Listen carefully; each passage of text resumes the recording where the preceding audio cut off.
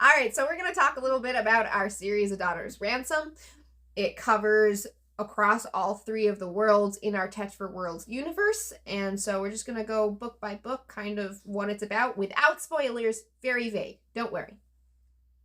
We'll try. Anyway, so the first book is set in our fantasy world. This is the world of Etris, and it picks up after this big war. There's a lot of turmoil, and there's some suspicions that things have not quite gone back to normal the way they thought they did. And then book 2, Don't Panic, has a new set of characters because it's now visiting the other world, which is the steampunk Victorian side. And it also is picking up on the tail end of a war, but unlike book 1, they're losing the war. So it picks up on the world of Bano, and you have the characters trying to survive. When you go to book 3, you're going to be back in the fantasy world, but now you're going to see some familiar names that you might remember from Bano.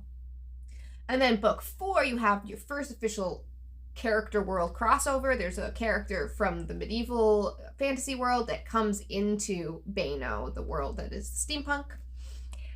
Book 5 is when you realize some of your villains have some of the same motives across the different worlds.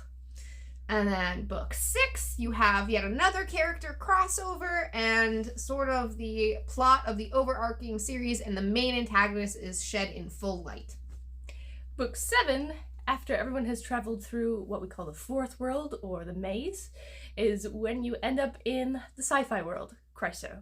And for a moment, it's going to seem totally unrelated. But keep your eyes peeled. There is a very familiar character. You just don't realize what their name is.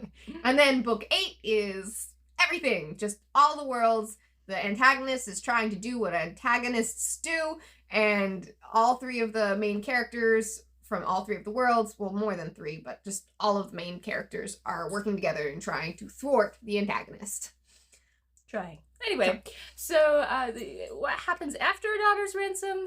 We have built these 4 worlds, and we are going to use them. So yeah, you can expect to see a lot more. In fact, we already have a prequel series that follows one of our main antagonists coming out, so keep your eyes out for that. But yeah, you're going to see quite a lot of us here in the future. Yeah. All right, I'm going to finish this with my jazz hands.